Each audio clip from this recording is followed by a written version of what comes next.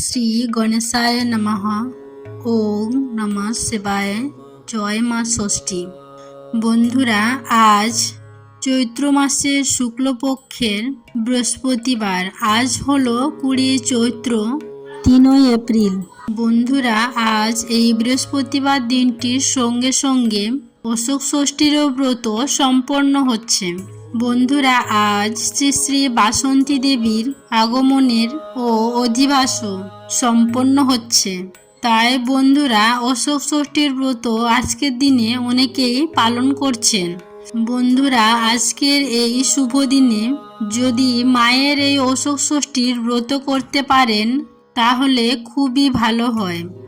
যদি কোনো কারণে এই অশোক ষষ্ঠীর ব্রত নাও করতে পারেন তাহলে আজকের দিনে মা ষষ্ঠীর এই ব্রত কথাটি শ্রবণ করে মায়ের উদ্দেশ্যে যদি একটি প্রদীপও প্রজ্বলন করতে পারেন তাতেও এই ব্রতের পূর্ণ ফল অনেকাংশেই লাভ করা যায়।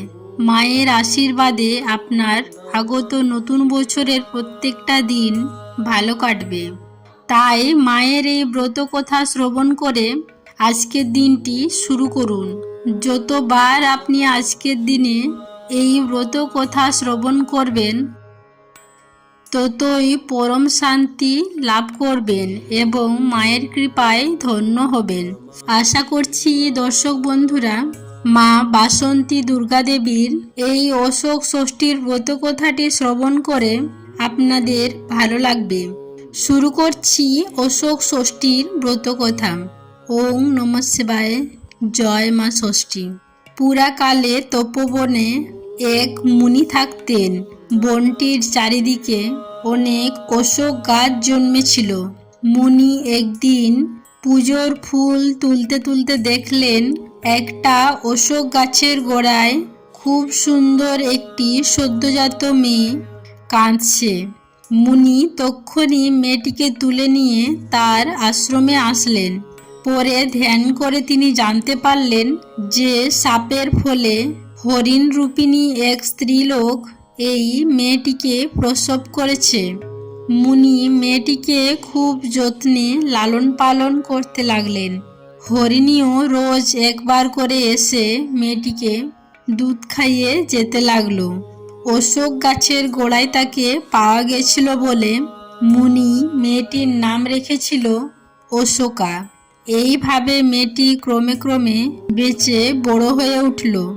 এখন তার বিয়ে দেওয়া দরকার। মুনি তখন মনে মনে স্থির করলেন যে পরের দিন সকালে প্রথমে তিনি যার মুখ দেখবেন তারই সাথে তিনি অশোকার বিয়ে দেবেন। দৈবের লীলা কে জানে। পরের দিন সকালে উঠে মুনি দেখতে পেলেন এক রাজপুত্র তার অনেক লোকজন নিয়ে আশ্রমের দরজায় অপেক্ষা করছে। মুনি তাকে জিজ্ঞাসা করলেন, তুমি এখানে এসেছো কেন? রাজপুত্র তখন বলল, আমি মৃগয়া করতে বেরিয়েছিলাম। কাল রাত্রে খুব ঝড় জল হওয়ায় আমি ঘরে ফিরতে পারিনি। আপনার কুটিরে আশ্রয় নিয়েছিলাম। মুনি দেখলেন খুব ভালো সুযোগ। তখন তিনি রাজপুত্রকে নিজের ইচ্ছের কথা জানালেন। মুনির কথা শুনে রাজপুত্র মেয়েটিকে বিয়ে করতে রাজি হলো। আর মুনি তখন রাজপুত্রের হাত ধরে অশোকাকে রাজপুত্রের হাতে সঁপে দিলেন। মুনি পরে বললেন, কুমার, আমি তোমার পরিচয় জানি না আর তুমিও এর পরিচয় জানো না, তবুও তুমি আমার কথায় একে বিয়ে করলে। তুমি আর তোমার বাবা এই বিয়েতে খুশি অবশ্যই হবে। অশোকা খুবই গুণের মেয়ে। তারপর মুনি আবার অশোকাকে বললেন, মা অশোকা, এই অশোক ফুলের বীজগুলি তোমাকে আমি দিচ্ছি।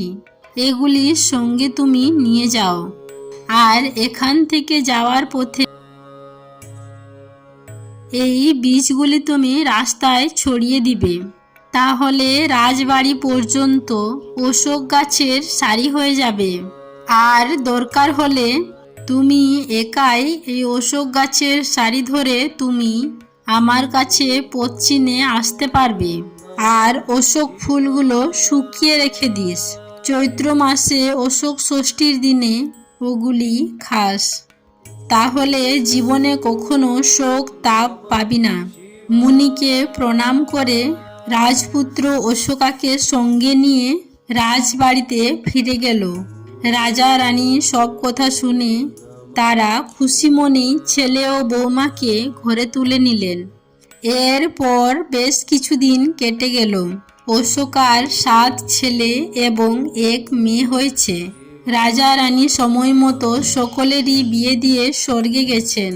একবার চৈত্র মাসের শুক্লা ষষ্ঠীতে রাজার বাৎসরিক শ্রাদ্ধের তিথি পড়ল। অশোকা বউদের ডেকে বলল, আজ অশোক ষষ্ঠী, আজ আমি ভাত খাবো না। বউয়েরা তখন মুগ কড়াই সেদ্ধ করে দিল। সারাদিন কাজকর্ম করার পর ক্লান্ত হয়ে রাত্রে সকলেই ঘুমিয়ে পড়ল। পরের দিন অশোকা দেখল যে ছেলের বউয়েরা কেউই ঘুম থেকে ওঠেনি। শেষে ঘরের দরজা ভেঙে ফেলে অশোকা দেখল সকলেই বিছানায় মরে পড়ে আছে। এই অবস্থায় পড়ে অশোকার হঠাৎ মুনির কথা মনে পড়ে গেল। অমনি সে অশোক গাছের সারি ধরে মুনির কাছে গিয়ে হাজির হলো। মুনি অশোকার সব কথা শুনে ধ্যান করে অশোকার সব কথাই মুনি জানতে পারলেন। আর অশোকাকে বললেন, তোর বৌমারা যখন মুগ কড়ায় সেদ্ধ করেছিল তখন ও সাবধানে একটা ধান তার মধ্যে পড়ে গিয়েছিল, আর তাই খাওয়ার জন্য এই পাপে এইসব দুর্দশা হয়েছে তাদের। যাক, তুই এই কমণ্ডলুর জল নিয়ে গিয়ে তাদের গায়ে ছিটিয়ে দে, তাহলে সকলেই বেঁচে উঠবে। অশোক ষষ্ঠীর দিন খুব সাবধানে ছোটি অশোক কুঁড়ি ও মুগ কড়াই এবং দই দিয়ে খেয়ে তবে অন্য জিনিস খাস। মুনির কাছ থেকে কমণ্ডলুর জল নিয়ে এসে সবার গায়ে ছিটিয়ে দিতে তারা সকলে বেঁচে উঠল। তারপর তারা ভক্তি ভরে অশোক ষষ্ঠীর ব্রত পালন করতে লাগল। মায়ের মাহাত্ম্য দেশে ক্রমে ক্রমে ছড়িয়ে পড়ল। প্রায় প্রত্যেক বাড়িতেই বাড়ির গৃহিণীরা পরিবার ও সন্তান সন্ততির মঙ্গল কামনার উদ্দেশ্যে আজকের দিনে ভক্তি সহকারে অশোক ষষ্ঠীর ব্রত পালন করতে শুরু করল। বন্ধুরা, চৈত্র মাসের শুক্লপক্ষের এই ষষ্ঠী তিথিতে অশোক ফুল, মুগ কড়াই এবং দই খাওয়ার বিধান রয়েছে। যারা এই ব্রত পালন করে থাকেন তাদের আজকের দিনে এই 3টি খাবার অবশ্যই গ্রহণ করা প্রয়োজন। মূলত বাড়ির স্ত্রী লোকেরা এই অশোক ষষ্ঠীর পূজা করে থাকে। প্রত্যেকেই এই দিন ছোটি মুগ কড়াই এবং ছোটি অশোক ফুলের কড়ি দই মাখিয়ে খেয়ে থাকেন। এই দিন ব্রত পালন ও মায়ের পূজা সম্পন্ন হওয়ার পর এই ব্রতকথা অবশ্যই শ্রবণ করা প্রয়োজন। আশা করছি দর্শক বন্ধুরা এই ব্রতকথাটি শ্রবণ করে আপনাদের ভালো লেগেছে। যদি এই ব্রতকথা সম্পর্কে কোনো প্রশ্ন বা মতামত থাকে নিচের কমেন্ট বক্সে অবশ্যই জানাবেন। সবাই ভালো থাকবেন, সুস্থ থাকবেন এই কামনা করে আজকের ভিডিওটি আমি এখানেই শেষ করলাম। নমস্কার ও ধন্যবাদ। ঈশ্বর আপনাদের মঙ্গল করুক।